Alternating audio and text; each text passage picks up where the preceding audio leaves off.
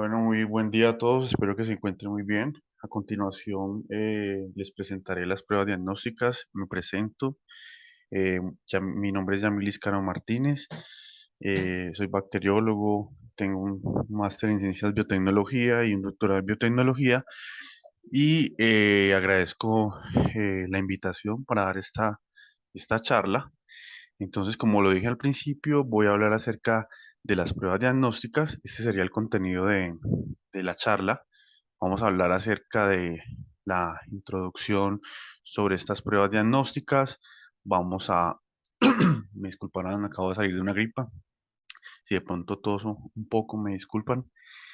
Eh, Vamos a seguir con la definición de lo que son las pruebas diagnósticas, lo que es la diferencia entre el umbral diagnóstico y el umbral terapéutico, qué es una prueba tamiz y sus características, las pruebas tamiz versus las pruebas confirmatorias o gold estándar, qué es la validez de una prueba diagnóstica, qué es la sensibilidad, especificidad, valor predictivo positivo, valor predictivo negativo, dan algunos ejemplos y finalmente observar el efecto de la enfermedad sobre la validez de la prueba. Entonces, como podemos, antes de anticiparnos a definir lo que son las pruebas diagnósticas, es importante conocer un contexto en el cual nosotros utilizamos estas pruebas diagnósticas en un intento de reducir esa incertidumbre al manejo pues, de las patologías en los seres humanos.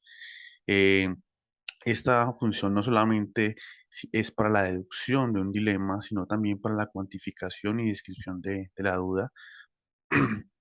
Perdón, sirve también para, en este caso, detectar ese umbral diagnóstico, el cual, si pasamos con el paciente la prueba, pasaríamos entonces al umbral terapéutico, en el cual pues estarían dando ya el tratamiento correspondiente. Entonces, es importante que las pruebas diagnósticas presenten una validez tanto interna como externa para poder apoyar este diagnóstico y de ahí donde salen entonces unos referentes como son los gold standards, que son pruebas ya de referencia que permiten comparar eh, a través de esta validez que ya presentan estas pruebas con unas pruebas de pronto más recientes, en las cuales entonces se miran los términos de sensibilidad, de especificidad, valor predictivo positivo y valor predictivo negativo. Vamos a observar entonces a continuación que las pruebas diagnósticas, como le había mencionado, son aquellas que son importantes para poder que el médico se apoye para tomar el diagnóstico correcto. Entonces, la pregunta que nos podemos hacer a continuación, ¿qué se considera como tal una prueba diagnóstica? En este caso, se utilizan para detectar la enfermedad y para controlar su evolución. También se utilizan instrumentos y equipos diagnósticos en este proceso que permiten orientar el tratamiento y también evaluar su eficacia. Dentro de los ejemplos de test diagnóstico para el coronavirus, por ejemplo, en esta imagen podemos observar el tiempo en el cual se contagia la persona con el coronavirus. Tenemos un periodo de incubación y tenemos un tiempo cero donde se inician los síntomas y a partir de ese inicio de los síntomas se genera la producción de anticuerpos que son importantes para el diagnóstico. Como lo podemos observar aquí, podemos encontrar entonces en esta primera etapa una prueba que es la RT-PCR, que es importante para el periodo de incubación o reconocer ese periodo de incubación y posteriormente va a tener un valor importante lo que son las pruebas de antígenos tipo inmunoglobulina M, tipo inmunoglobulina G, en la cual va en este caso a utilizarse importante en las reacciones inmunológicas, específicamente en la inmunidad adaptativa, la cual no va a estar generando estos anticuerpos en una primera instancia, o por lo menos en ese periodo de incubación, lo cual, por ejemplo, para la prueba de RT-PCR es importante para cuantificar la presencia del virus justo antes de que inicie algunos de estos síntomas ya desde el periodo de incubación y como este tipo de pruebas van a ser importantes en las cuales se va a determinar lo que es la sensibilidad, la especificidad, el valor predictivo positivo, el valor predictivo negativo. Entonces, aquí vemos al término de lo que es el umbral diagnóstico y el umbral terapéutico. Esta es una información aportada por estos métodos diagnósticos que incrementan o no esa probabilidad en cuanto a tomar una decisión, como lo podemos observar aquí, frente a la probabilidad de la enfermedad. Aquí tenemos el 0% de probabilidad, aquí tenemos un 100% de la probabilidad, aquí tenemos entonces un diagnóstico umbral. Ese diagnóstico umbral va a ser importante para saber si el paciente logra llegar a un punto de requerir o no pruebas diagnósticas. Una vez se hacen estas pruebas diagnósticas que van dentro de una validez interna, de validez externa, que a continuación voy a explicar, va a tener entonces un umbral terapéutico, cuyo umbral terapéutico, si esta prueba sale positiva, entonces permitiría el tratamiento de la persona que padezca la enfermedad. De igual manera que observamos esta gráfica en la cual es este umbral que se observa en este punto, permite calificar a los pacientes en sanos y enfermos y cómo a partir de ellos también van a salir entonces unos valores verdaderos positivos o verdaderos negativos, en los cuales también vienen acompañados con sesgos en los cuales se van a presentar, en este caso, dentro de las pruebas también lo que son los falsos positivos y lo que son los falsos negativos. Pero ¿qué es una prueba tamiz y cuáles son sus características en relación pues, a pruebas, por ejemplo, confirmatoria?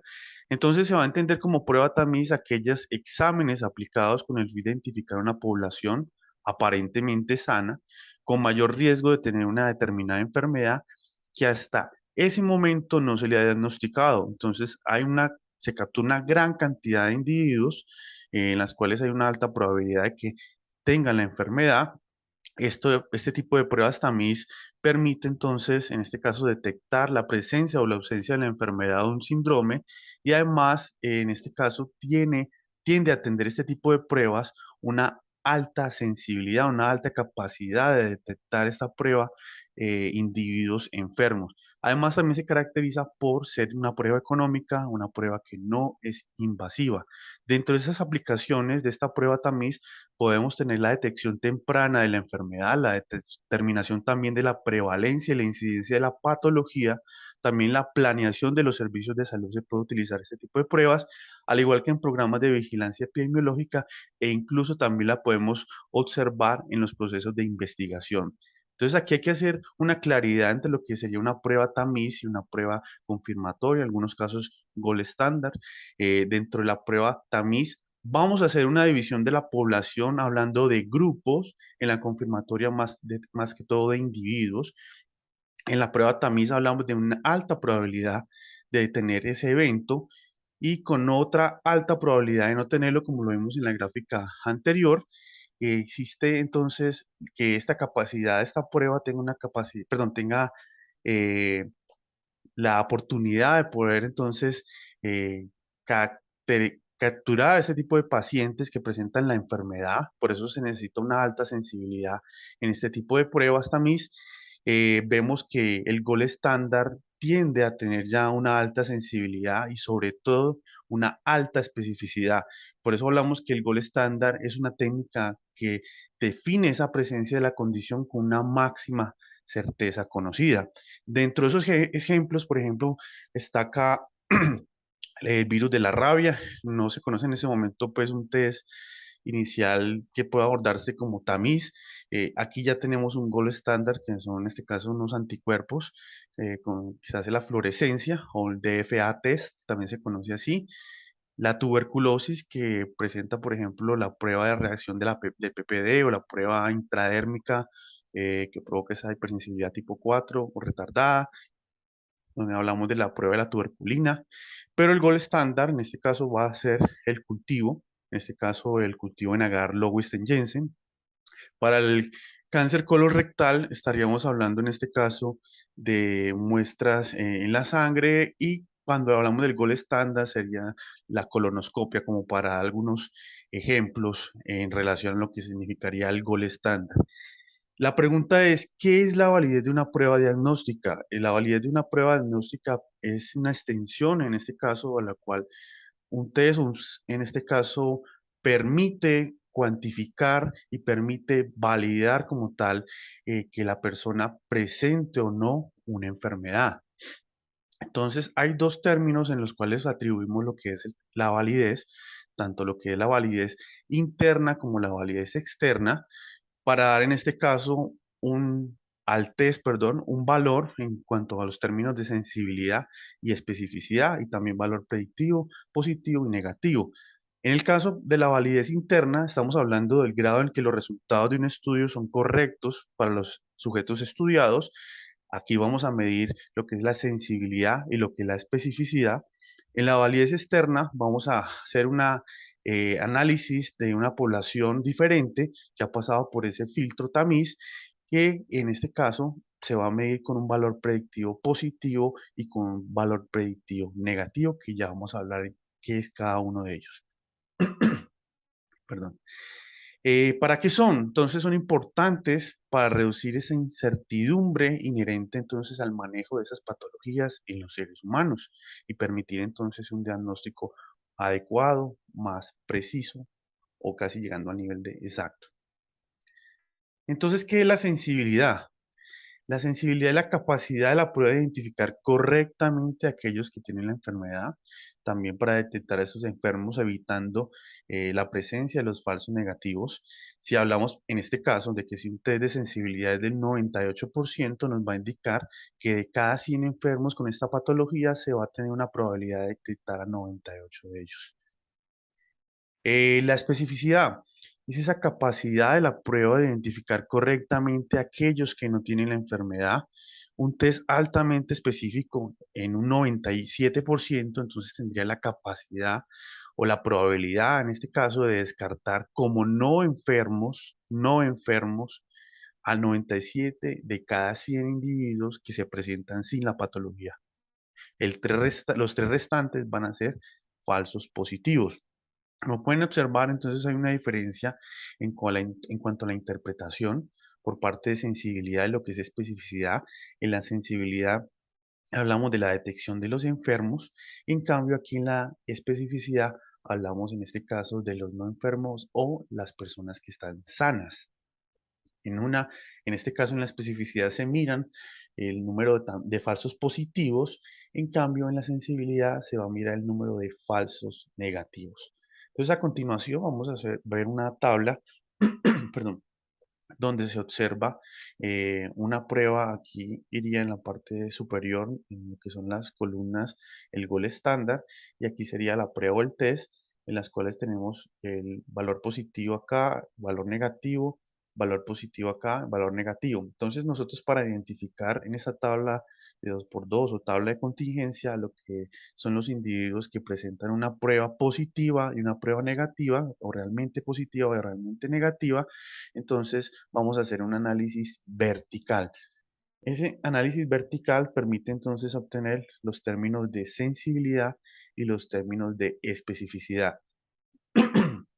En este caso, podemos observar que donde está el valor A, entonces estaríamos dividiéndolo entre lo que es el total, o sea, 98 entre 100 para poder obtener la sensibilidad.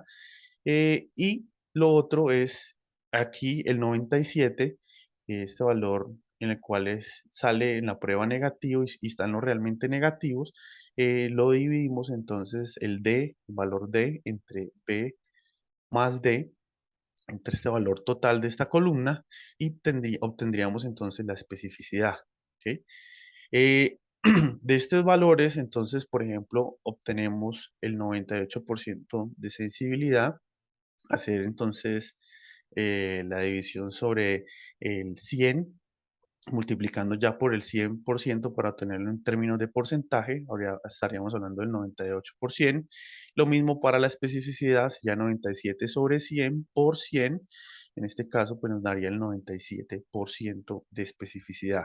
Entonces, dentro de los falsos positivos, tendríamos 3 personas con falsos positivos y en los falsos negativos tendríamos 2 personas. Es importante hablar de los puntos de corte porque según el punto de corte que se tenga en la prueba, asimismo entonces va a aumentar o va a disminuir lo que son los verdaderos positivos, los falsos negativos, los falsos positivos o los verdaderos negativos. Entonces, por ejemplo, aquí observamos los que están en color azul oscuro, lo que son los individuos enfermos, y los que están en blanco serían entonces los individuos sanos. Si tuviésemos en la prueba un punto de corte alto, como lo pueden observar, reduciríamos la cantidad de falsos positivos y tendríamos entonces, en este caso, una mayor especificidad en la prueba. Pero pasaría a lo contrario en cuanto a la sensibilidad, va a reducir la sensibilidad, por lo cual esta prueba podría tener una poca capacidad para detectar enfermos, teniendo muchos falsos negativos, como lo observan acá. Si el punto de corte de la prueba es más bajo, vamos a tener menos falsos negativos, aumentaríamos la sensibilidad por los pocos falsos negativos, o sea que esta prueba detecta muy bien a los enfermos, y pasaría lo contrario con la especificidad.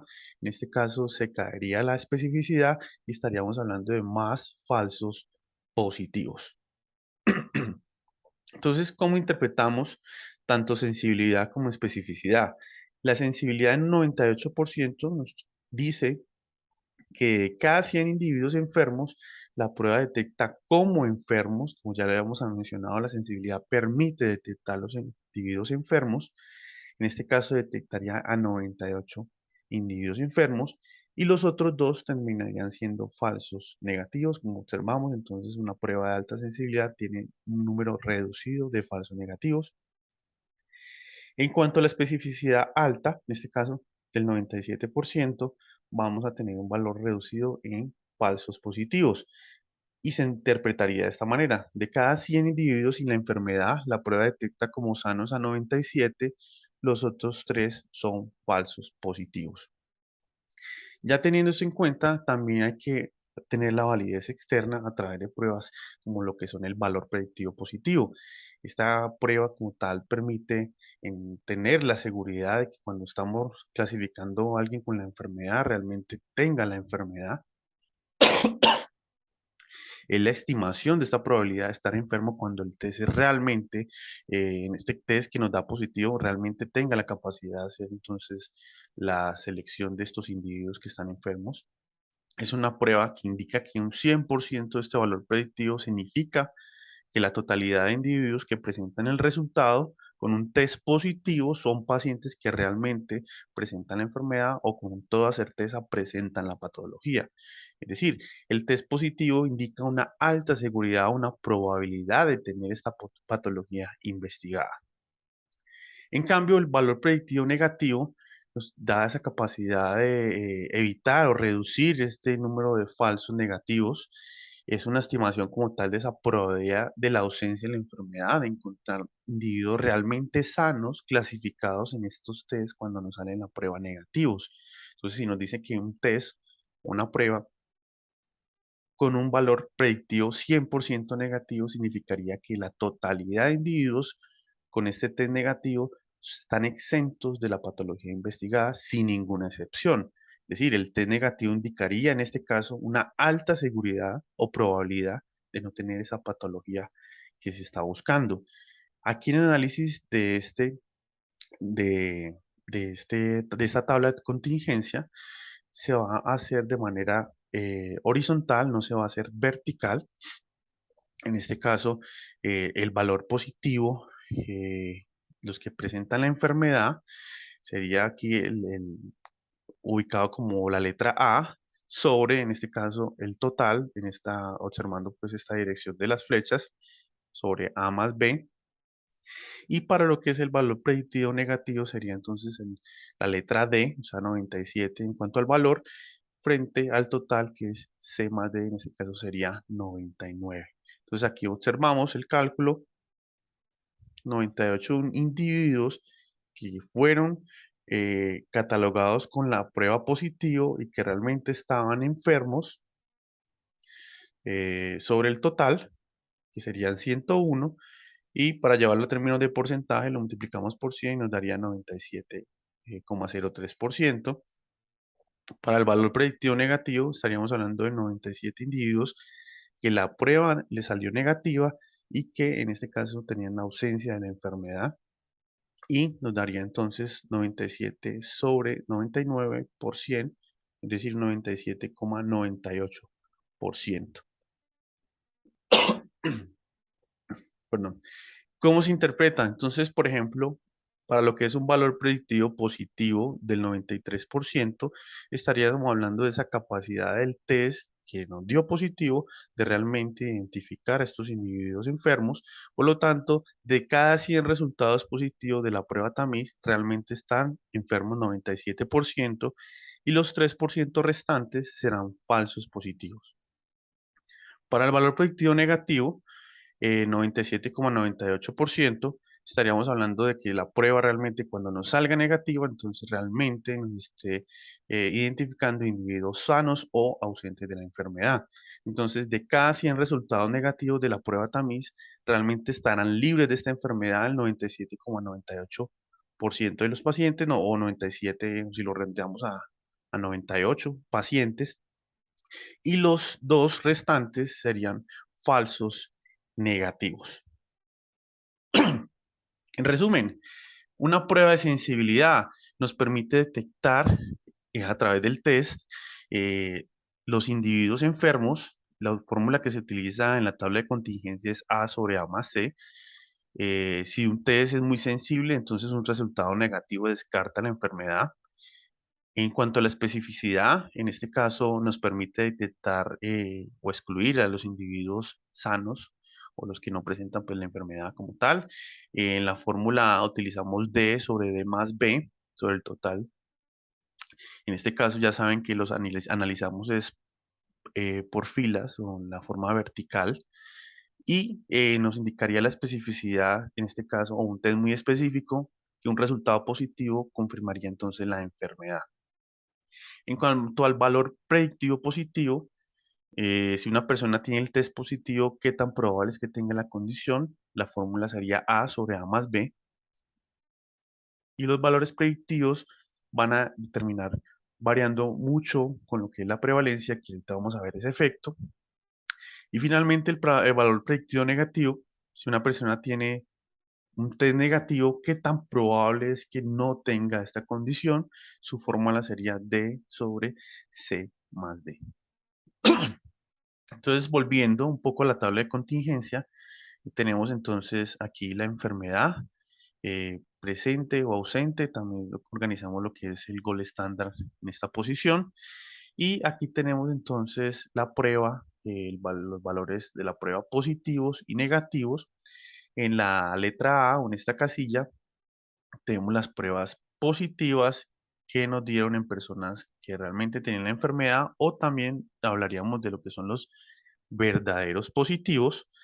Y por acá tendríamos entonces aquellas personas que la prueba le dio positiva, pero que realmente no tienen la enfermedad en la letra B. Por lo tanto, estaríamos hablando en este caso de los falsos positivos. Y finalmente tendríamos el total de individuos que nos dio el test positivo. Si vamos a analizar entonces el valor predictivo positivo, iríamos en este caso por filas, o sea, de manera horizontal, en las cuales miraríamos entonces el valor de los verdaderos positivos sobre los positivos totales. En la otra columna, en la otra, perdón, fila, observamos entonces que nos sale un valor negativo para la prueba. Aquí, perdón, se presenta en este caso la enfermedad, pero la prueba salió negativa, la letra C. Por lo tanto, esta casilla de la letra C estaríamos hablando de aquellos falsos negativos. Aquí en esta otra casilla, la casilla D, estaríamos hablando de que individuos que presentan la enfermedad, pero el test salió negativo, y que el test salió negativo, perdón, y está ausente la enfermedad, corrijo ahí. Entonces, por lo tanto, estaríamos hablando de aquellos individuos que realmente no tienen la enfermedad y que la prueba, en este caso, es negativa o en este caso esta casilla serían los verdaderos negativos y que nos permite entonces, si vamos a verlo de manera horizontal, obtener aquí lo que son el valor predictivo negativo. Si ya lo vamos a ver desde el punto de vista de las columnas, para calcular en este caso la sensibilidad y detectar a los enfermos, y en la especificidad sería en esta otra columna para identificar los sanos. Entonces, aquí tendríamos los que presentan la enfermedad, el test que realmente son, en este caso, los verdaderos positivos, ¿ya? Frente a, como he mencionado anteriormente, aquellos que presentan la enfermedad y el test sale negativo, es decir, frente a los falsos negativos, pero se obtendría entonces el cálculo para la sensibilidad de los verdaderos positivos sobre este total. De igual manera, para, en este caso, los individuos que son sanos a través de la detección de manera vertical o a través de columnas de lo que es la especificidad. Entonces aquí tenemos un caso en particular. Tenemos que, por ejemplo, se va a evaluar el abuso o dependencia de alcohol en una población a través de un cuestionario que se llama CAGE. Este cuestionario tiene una sensibilidad del 51% y una especificidad del 99% y que ha sido estimada pues con anterioridad. La localidad, por ejemplo, A, es una comunidad cerrada cuyos valores comunitarios incluyen la abstinencia de alcohol. Si bien no se puede confirmar que nadie toma alcohol, pues la prevalencia estimada es baja de 23 sobre 100, o sea, un 2.3%. Si fijamos nuestra atención pues en el valor predictivo negativo, este es alto, pues del 99%. El efecto pues de la prevalencia sobre el valor predictivo negativo en este escenario está señalado pues por la baja cantidad de falsos negativos. En cambio, el valor predictivo positivo, o sea, el 55%, indica que es difícil confirmar un diagnóstico con un solo test en este contexto pues, de baja prevalencia. Entonces, como podemos observar ya en este punto, la prevalencia de la enfermedad juega también un efecto sobre estos valores predictivos positivos y negativos. Pueden subir e incrementarlos o reducirlos y ya lo vamos a ver con más detalle. Entonces, vemos acá en esta tabla de contingencia la prueba del cuestionario CAGE eh, para clasificar entonces en este caso la dependencia o el abuso de alcohol, positivo y negativo. Y aquí tendríamos entonces el abuso o la dependencia de alcohol, es decir, si son alcohólicos o si no son alcohólicos. En este caso, para calcular la sensibilidad, entonces tendríamos que utilizar a los verdaderos positivos sobre el total de enfermos y de esta manera entonces tendríamos 12 sobre 12 más 11 y nos quedaría entonces una sensibilidad del 51%. En cuanto, por ejemplo, a la especificidad, entonces tendríamos que obtener el valor de los verdaderos negativos, o sea, la posición de este cuadro, en lo cual lo dividimos en el total de sanos, o sea, sería 967 sobre 10 más 967, que nos daría una especificidad alta del 99%. Y si quisiéramos entonces encontrar el valor predictivo positivo, nos iríamos de manera a través de las filas. Entonces, miraríamos los verdaderos positivos sobre el total de pruebas positivas, lo cual sería 12 sobre 12 más 10 y daría un valor predictivo positivo del 55%. Y para detectar en este caso los individuos que realmente están sanos y que son clasificados o son en este caso obtenidos dentro de la prueba negativa, utilizaríamos los verdaderos negativos para calcular el total de pruebas negativas para calcular el valor predictivo negativo, que sería 967 sobre 967 más 11, lo cual nos da un valor predictivo negativo del 99%. Entonces, por ejemplo, en este caso, para calcular la prevalencia de la enfermedad, utilizamos el total de enfermos, ¿ya? Sobre la suma entonces del total de enfermos más el total de sanos, o sea, todos los individuos, y eso nos daría entonces una prevalencia en la enfermedad del 2.3%, que es una prevalencia baja. Y aquí observamos en este caso el otro ejemplo en los cuales ya cambiamos algunos de estos valores y tenemos sensibilidades, en este caso del 51%, sigue igual, la especificidad igual del 99%, pero vamos a ver cambios en cuanto a los valores predictivos positivos. En este caso tendríamos un valor predictivo del 94%, el anterior era del 55%. El valor predictivo negativo aquí sería el 87%, en el anterior era el 99%. Entonces tenemos un aumento del valor predictivo negativo pero tendríamos una disminución del valor predictivo negativo. Y eso lo vamos a notar el efecto de la prevalencia, porque en este caso la prevalencia nos dio del 23% comparado al 2,3% del anterior. Por lo tanto, podemos ya mirar que el aumento de la prevalencia tuvo un efecto sobre el valor predictivo positivo y negativo. En este caso tendría un aumento en el valor predictivo positivo con respecto pues al otro ejercicio, pero reduce el valor predictivo negativo.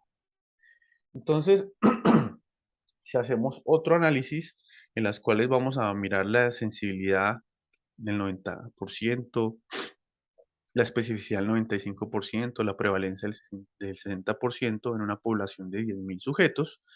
Entonces vamos a hacer el cálculo para poder entonces llenar la tabla de contingencia, en el cual tenemos que 10.000 sería entonces el número de sujetos por el 60% que es la prevalencia, y nos daría entonces un total de 6.000 sujetos. O sea, el valor sería de A más C, o sea, que estarían los verdaderamente enfermos, o sea, lo colocamos aquí, valor de 6.000. Luego tendríamos que el total o el N, que ya sabemos que es 10.000, le restamos los 6.000 y nos daría entonces los 4.000 sujetos que no están enfermos, en la posición B más D. Ya una vez con esto, pues, sabemos que el 90% es sensibilidad. Entonces, ya con el cálculo, con el número de sujetos enfermos, entonces ya podemos hacer el cálculo de cuántos sujetos realmente están enfermos, 5.400. De ahí ya tenemos entonces también a través de la especificidad que el 95% y el cálculo de los individuos, en este caso, permite conocer cuáles son los valores para completar la tabla de contingencia, y tendríamos finalmente entonces esta tabla en los cuales nos presentan individuos con la enfermedad y que el test nos dio positivo, que fueron 5.400. De estos entonces 200 no presentaban la enfermedad, perdón, y nos dio el test positivo. Por lo tanto aquí tendríamos los falsos positivos de un total de 5.600 pruebas positivas. De un total de 4.400 pruebas negativas, pues tenemos 600 que fueron falsos negativos y verdaderos negativos 3.800. Ya con esto completa toda la tabla, ya podemos hacer el cálculo del valor predictivo positivo y negativo. Ya sabemos que aquí en este caso utilizaríamos el 5.400 y lo dividiríamos en el total de las pruebas positivas para calcular el valor predictivo positivo, que nos dio 96%. Y en este caso sería el valor de los verdaderos negativos sobre el total de las pruebas que nos dieron negativas, o sea, 4.400, y nos da el 86% aproximadamente.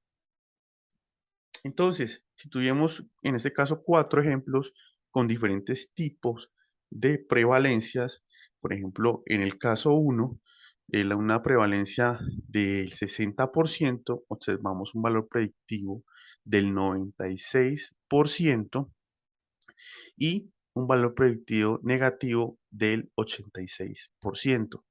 En cuanto al ejercicio 2 o el ejemplo 2, una prevalencia menor, es decir, del 25% comparada a la anterior, tenemos que el valor predictivo disminuye, pero aumenta el valor predictivo negativo.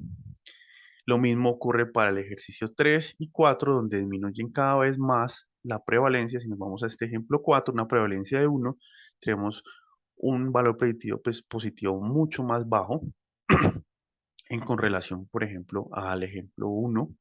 Y en este caso, el valor predictivo negativo iría en aumento. Por lo tanto, cuando observamos los valores falsos positivos y los falsos negativos, en este caso, en el ejemplo con una prevalencia del 1%, tenemos un aumento considerable de los falsos positivos a medida que disminuimos, en este caso, eh, la prevalencia, aumentan estos falsos positivos, pero disminuirían, en este caso, con esta prevalencia, el número de falsos negativos. Por lo tanto, si aumentamos la prevalencia, el valor predictivo positivo, en este caso, eh, tiende eh, a, a variar al igual que el valor predictivo negativo, y también tiene un efecto, en este caso, sobre los falsos positivos y tiene un efecto también sobre los falsos negativos, como lo pueden observar aquí, pues con los diferentes tipos de prevalencias. Entonces, como tal, eso tiene un efecto, la prevalencia sobre estos valores. Por lo tanto, debería entonces utilizarse otras pruebas que no corresponden pues a esta parte de la charla, que serían las razones de verosimilitud positivas y negativas. Bueno, les agradezco por la invitación nuevamente, espero pues que haya sido de su agrado y cualquier cosa, si quieren contactarme, con muchísimo gusto estoy entonces a su disposición a través pues, del panel que administra todo este evento. Muchísimas gracias y les deseo un excelente día.